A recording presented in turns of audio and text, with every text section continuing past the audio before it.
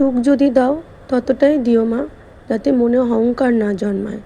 আর দুঃখ যদি দাও ততটাই দিও, যাতে তোমার ওপর ভরসাটা না চলে যায়। আমি যখন রোজ সকালবেলায় মন্দিরে জল তুলতে আসি, ঠাকুরের বাসন মাজি, তখন আমি ঠাকুরকে আমাদের মাকে এই কথাটাই বলি। ঘরে যখন পুজো দিই রাধা গোবিন্দকেও আমি এই কথাই বলে থাকি। তো আমরা তো মানুষ, আমাদের জীবনে তো দুঃখ কষ্ট দুটোই থাকবে, নাহলে আর মনুষ্যত্বের স্বাদ কী করে বুঝবো। অনেক কথা বলে ফেললাম। তো নমস্কার বন্ধুরা, আমি সোমা, গোগলমানির পরিবারের সকলকে অনেক অনেক স্বাগত জানাই। আজ শুক্রবার, এখন বাজে প্রায় 8:30। সকালবেলায় উঠেছি আজকে অনেক সকালে। আমার সকাল বলতে ওই 7টার পরেই হয়। তো বেশিরভাগ দিনই আমি 8টার সময় উঠি, সকাল 7টা খুব কমই ওঠা হয়। তো উঠে আমি আগে কাজকর্মগুলো সেরে রেখে এসেছি। ঘরে জল তুলে নিয়েছি, ঠাকুরের জলও তোলা হয়ে গেছে। তারপরে চালও ধুয়ে রেখে এসেছি, মেয়ে পড়তে গেছে, ওদিকে গোগল ঘুমাচ্ছে। তো বাবাকে বললাম, বাবা গোগল ঘুমাচ্ছে, একটু দেখবেন। তো আমি চলে এসেছি, এদিকে মনার মাকে বলে রেখেছে নমা, তো উনিও চলে এসছে। এদিকে আমি ঠাকুরের সমস্ত কিছু আর কি পাল্টে নিচ্ছি। আজকে ঠাকুর ঘরটা পরিষ্কার করা হবে। তো এই যে মনার মা এসে, ওদিকে আমি বলে দিলাম তুমি এগুলো একটু ঝেড়ে দাও, আমি ভিতরটা করছি। ওর মাকে ভিতরে ঢুকতে দিইনি। আমি আমার মন্দিরের সমস্ত যা ঠাকুরের সব কাজকর্মগুলো করে নিচ্ছি, ওদিকে মনার মা বাইরের কাজগুলো করছে। রোজ যেরকম ওর বাবা গোপালকে সেবা দিয়ে যায় সকালবেলায়, ঠিক সেরকম সেবা দিয়ে চলে গেছে। তারপর আমি এই যে ঘরে কাজকর্ম করে চলে এসেছি। বললামই তো, এই দেখো আমার গোগল উঠে পড়েছে, আর ঘরে থাকবে না। দাদু তো রেডি করিয়ে দিয়েছে, দাদুর কাছে তো থাকবে না, মার কাছে থাকবো। আমার হাতে হাতে কাজ করে দেবে, আমার আর কষ্ট কিসের। গোগল উঠে পড়েছে ঘুম থেকে, ওর জন্যই আজকে ও তাড়াতাড়ি উঠে পড়লো, বুঝেছো। আর এমনিতে ওঠে তো 9:30 10টা, কোনো দিনও 11টাও বাজিয়ে দেয়। তো আজকে তো তাড়াতাড়ি উঠে পড়েছে, এখন বাজে 9টা, ও উঠে পড়লো এই 9টার কাছাকাছি। তো আমারও দেরি হয়ে যায় কেন জানো তো, ওর জন্য। আর তার সঙ্গে আমার ফোনটা বলে আমার সঙ্গে একটু সময় কাটাও, যত রাত হয় তত ফোনটা দেখতে থাকি। গোগল ঘুমায় না, আমি ফোনও দেখতে থাকি। ওকে যে ঘুম পাড়াবো জোর করে, সে তো ঘুমাবে না, আর চিৎকার চেঁচামেচি করে। যার জন্য কি আমি ফোনটা দেখতে দেখতে যখন আর পারি না, তখন হয়তো আমি ফোনটা রাখি। তো যাই হোক, এদিকে তো সব গোছাগুছি হয়ে গেল, ঘর মুছতে হবে। তো এইগুলো সব তুলে আর কি পর্দা টর্দাগুলো সব খুলে নিলাম, মনার মাকে দিয়ে দেবো কাচতে। আর এদিকে ঠাকুরের সমস্ত কিছু করে নিয়েছি। এদিকে এইগুলো যে মুছবো সেটা ভুলে গেছিলাম, ভিতরগুলো মুছে নিয়েছি। তো এই যে বাইরে সব কাঠের এগুলো ধুলো পড়েছে, সেগুলো একটু মুছে নিচ্ছি। মনার মাকে আমরা মনার মা বলেই ডাকি, যে এটা কোনো সম্পর্কে যেরকম কাকিমা জেঠিমা দিদি পিসি এরকম তো বলে, সেই বলে আর ডাকা হয় না। তবে আমার বোনও কিন্তু ডাকে মনা কাকিমা বলে।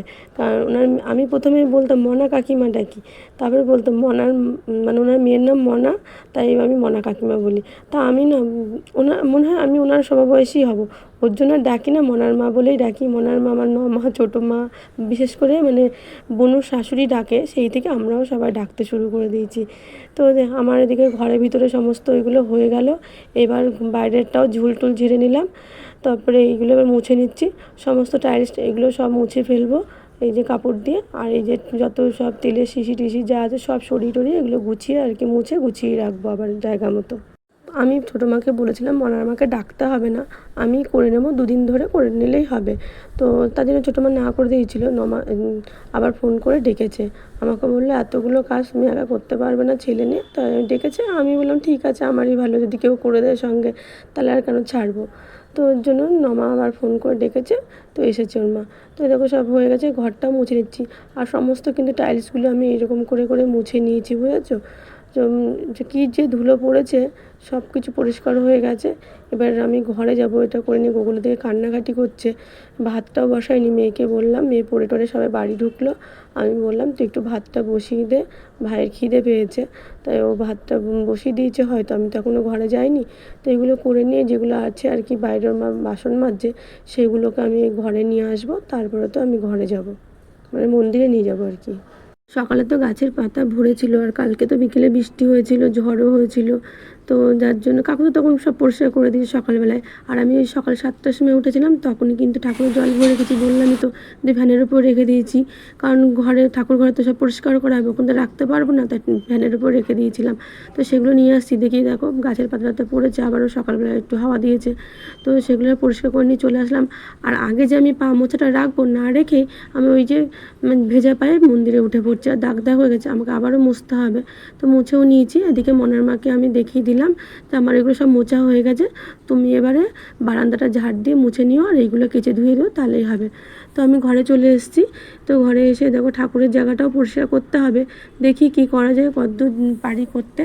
তো এখন তো আমি আগে সকালে গোগলকে খাইয়ে নিই। তো মেয়ে ভাত বসতে গ্যাসটা কমিয়ে রেখেছে, বাসন টাসনগুলো মেজে আমি গোছাইনি, সেগুলো ফেলে রেখে গেছিলাম, সেগুলো একটু গুছিয়ে নিচ্ছে। এবার গোগলকে একটু খাওয়াবো। তবে ভাত যেহেতু হয়নি তাই একটু চিড়ে দিয়ে দই দিয়ে আর আম দিয়ে খাইয়ে দেবো। ওর বাবা একটু চিড়ে দই খেয়ে গেছে। ওদিকে মনার মতো জামা কাপড়গুলো সব মেলে রেখে গেছে, আমার আর কাজ করতে হবে না ওদিকে। এদিকে গোগলকে খাইয়ে ভাবলাম কি একটু জায়গাটা পরিষ্কার করবো, ঠাকুরের জায়গাটা, সেটা আর হলো না, কারণ গোগল ওদিকে পটি করেছে আর আমি এই জামা কাপড় পরেই ওকে পরিষ্কার করেছি। তার জন্য আমার ঘৃণা করলে আমি ঠাকুরের জায়গাটা ধরবো না। তো আমি এই যে ওই জামা কাপড় পরেই আবার বসে একটু জল খাচ্ছি, খুব তেষ্টা পেয়েছিল সকাল থেকে, এই জল খেলাম, গ্লুকন্ডি জল। হাতে যখন সময় আছে এবার একটু গোগলকে নিয়ে একটু স্কুলে যাবো। বললাম বাবা যাবা? বলে হ্যাঁ যাবো।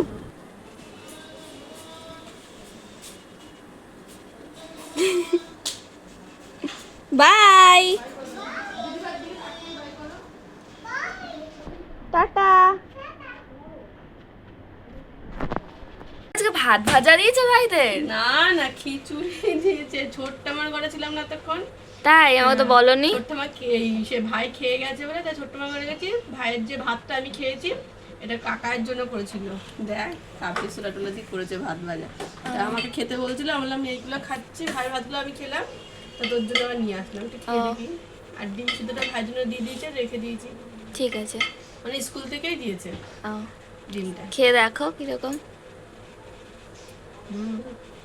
আমাদের কাজু কিশমিশ দেয়নি তাই বলছে, কাকার সঙ্গে রাগারাগি করছিল। সকালে সব খাওয়া দাওয়া সব কমপ্লিট হয়ে গেছে। এদিকে এসেছি দুপুরে রান্না বসাতে। তো পেঁপে দিয়ে ডাল হবে তাই ডাল বসিয়ে দিচ্ছি। ওদিকে ওর বাবাও চলে এসছে। আর এদিকে এসে বলে দাও ছেলেকে রেডি করে দাও, চুল কাটিয়ে নিয়ে। ছেলের আবার কী রেডি করবো, চুল কাটা আবার রেডি করাতে লাগে নাকি? তো বাবা নিয়ে গেছে, বেশিক্ষণ লাগবে না, ফোন করেছে জলের গামলাটা বাইরে বসিয়ে দিয়ে জল চলে এসছে। তো এদিকে আমি ডালটা বসিয়ে দিলাম। আর আজকে রান্না হবে পটল চিংড়ি। কালকে তো ঝিঙে দিয়ে আর খাওয়া হলো না, আর ঝিঙের যে খোসাগুলো আছে সেগুলো দিয়ে মাথাগুলো দিয়ে বাটা হবে। তো মাছটা দেখো বার করে রেখেছি, বরফ কখন বার করেছি, এখনও পর্যন্ত বরফ যায়নি। তো আমি ওদিকে গোগলকে স্নান টান করিনি, চলে আসলাম ওই যে পাশের বাড়িতে ওই দেবী বলে একটা মেয়ে, মানে আমার একটা ননদ হয় সম্পর্কে, ও এসছে, তাই ওর ছেলেকে দাদা বলে ডাকছে। তো আমার গোগল তা দাদা দাদা করছে। তো ও তো ভিড়ও দেখাচ্ছে না, ওর মার সঙ্গে কিছুক্ষণ কথা বললাম। তো আগের দিনকে আমি গোগলকে স্নান করেছিলাম, এরকমই গামছা পরানো ছিল, সেদিনকে আমাকে ভিডিওটা মানে হয়নি। তো জানি না আজকে কী হবে, দেখা যাক। তো এই অবস্থাতে আমি তো এর আগেও অনেক ভিডিও ছেড়েছি, তখন তো ভিডিও নিয়েছে, এবার কিন্তু একদিন নিল না। তো এদিকে দেখো ঝিঙেগুলো আমি সিদ্ধ বসিয়ে দিলাম। এদিকে ডালটা আমি বসিয়ে রেখে গোগলকে স্নান করাতে গেছিলাম, মেয়েকে বলেছিলাম একটু দেখতে, ও না খেয়াল করেনি, সিটি যখন পড়ছিল তখন বন্ধ করে দিয়েছি। কিন্তু সোমবার দেওয়ার পরে আমি আবার বললাম একটু ডালটা ফুটলে না বন্ধ করবি, সেটা আর বন্ধ করেনি। তো পুরো শুকিয়ে গেছে। তো আমি আবার জল দিয়ে বাড়িয়ে নিয়েছি। এদিকে পটল আলুগুলো কাটতে নিয়েছি। ওর বাবা বলছে তুমি মানে রোজই কি সবজি কাটা দেখাবে, তোমার কাটা দেখে গিয়ে শিখছি? আমি বলছি না, আমি যে কী কাজ করছি রোজ দিন কীভাবে করছি সেগুলো দেখাচ্ছি, ডেলি ব্লগের মধ্যে তো এইগুলোই পড়ে। ওর বাবা না সারাক্ষণ এইগুলো বোঝে না। এদিকে মাছগুলো ভাজা বসিয়ে দিয়েছি। এদিকে মেয়ে পুজো দিতে নিয়েছে, আর ওর বাবা বলছে ঠাকুরের তোষকটা কেমন হয়ে গেছে, পাল্টে আমি সেলাই করে দিই, তাই ওর বাবা একটু সেলাই করে দিচ্ছে। এদিকে মেয়ে দেখো, আমি ভেবেছিলাম পরিষ্কার করবো, সেটা হলো না বলে মেয়ে পরিষ্কার করছে ঠাকুরের জায়গায় সব সরিয়ে টরিয়ে।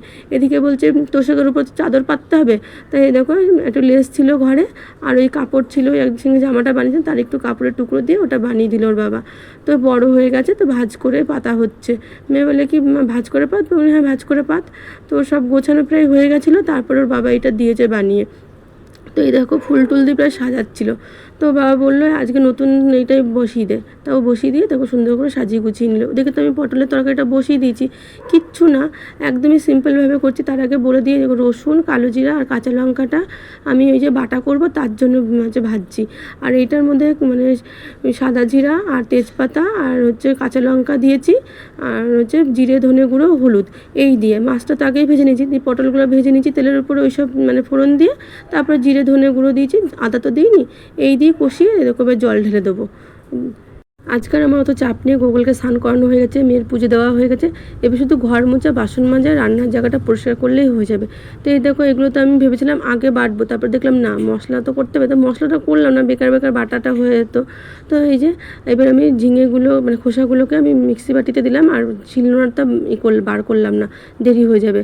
মাছের মাথাগুলো আমি ভাজিনি, কাঁচা অবস্থায় এগুলো সব দিয়ে একসঙ্গে ওই লঙ্কা, কালো জিরা আর হচ্ছে রসুন দিয়ে সব বেটে নেবো। আর মিষ্টিটা পরে দেবো, নুন তো দিয়ে দিয়ে দিলাম, দিয়ে এদিকে বাসন টাসনগুলো মেজে নিচ্ছি। ওদিকে গ্যাসের জায়গাটাও মোছা হয়ে গেছে, বাটা হয়ে গেছে, শুধু এবার হচ্ছে নাড়লেই হয়ে যাবে। তরকারিটা ওদিকে হচ্ছে। আমাদের বাড়ির এই উপর দিয়ে মানে মাথার উপর দিয়ে মানে পারলে ঘরের ভিতর দিয়ে চলে যায়, এরকম যায়। এত আওয়াজ হয় না, বিরক্ত লাগে প্লেনগুলো যখন যায়। তাই বলি আর কি, যারা নাকি এয়ারপোর্টের সামনে বাড়ি তাদের কি অবস্থা। তো এদিকে দেখো বাসন টাসন সব মাজা হয়ে গেছে। তারপরে এই যে আমি তেলের উপরে বাটাটা দিয়ে ভালো করে নেড়ে নেবো। সর্ষের তেলই দিয়েছি, আর একটু চিনি দিতে হবে, তাহলেই কিন্তু বাটাটা ভালো মতো হয়ে যাবে। একটু নেড়ে ভালো করে নাড়তে হবে, একদম শুকিয়ে ফেলতে হবে যাতে জল জল একদমই না থাকে। ওইদিকে মেঘ করেছে খুব, ওর বাবাকে বললাম একটু ঝড় উঠেছে, তুমি একটুখানি এগুলো তুলে দাও না। তাই এগুলো তুলতে গেছে। আর আমাদের ঘরের টিনের ধমধম করে আওয়াজ হচ্ছে। তো এদিকে দেখো গাছ কীরকম মেঘটা হয়ে রয়েছে, দেখতে পাচ্ছ? হাওয়াটা দিচ্ছিল, থেমে গেছে। আবার কখন যে শুরু হবে বৃষ্টিটা তার বলা যাবে না। তো এদিকে কিছু ওই যে কাচাকুচি ছিল, এইগুলো তো মেয়ে সব ভিজিয়ে দিয়েছিল, কবে সে অনেক দিন আগে খাটের নিচে পড়ে গেছিলো। তো সেইগুলোকে মেয়ে বার করে ধুয়ে দিয়েছে, মানে আমি ধুয়েছি, এই জামা কাপড়গুলো মেয়ে ওগুলো ধুয়েছে। এদিকে রান্নাবান্না সব কমপ্লিট হয়ে গেছে, এবার খাওয়ার পালা। ওদিকে ঝড় বৃষ্টি শুরু হয়ে গেছে, এই দেখো কীভাবে বৃষ্টি শুরু হয়েছে দেখো। গোগল তো ভয়ে মা মা বৃষ্টি ঝড় এরকম করেই চলেছে, মানে ও বৃষ্টিকে না খুব ভয় পায়। তো একদিন মানে ছোট, খুবই ছোট তখন, মানে ঘুমিয়েছিল, এমনভাবে বিদ্যুৎ চমকিয়েছিল আর আওয়াজ হয়েছিল মেঘের আওয়াজ, সে ও ভয় পেয়ে ঘুম থেকে উঠে পড়েছিল। সেই থেকেই ওর, তখন তো কিছুই বুঝতো না, তো সেই থেকেই ও ভয় পায়। এদিকে কীরকম ঝড় উঠেছে। এদিকে আমাদের ঘরের দেখো এইটা মানে বোর্ডটাকে খুলিয়ে দিয়েছে, টিনটা কীরকম করে দমদম আওয়াজ করছে। তো গোগল তো খুব ভয় পাচ্ছে, এই দেখে আরও বেশি ভয় পাচ্ছে। তো ভয় পাওয়ারই কথা, ঝড় তো না যেন একটা কি মনে হচ্ছে সে আমফানের ঝড় আসবে এরকম মনে হচ্ছে, কিন্তু আমফান তো হবে না, এটা হালকাভাবেই হবে। তো আজকের মতো ভিডিওটা এই পর্যন্তই, সকলকে টাটা।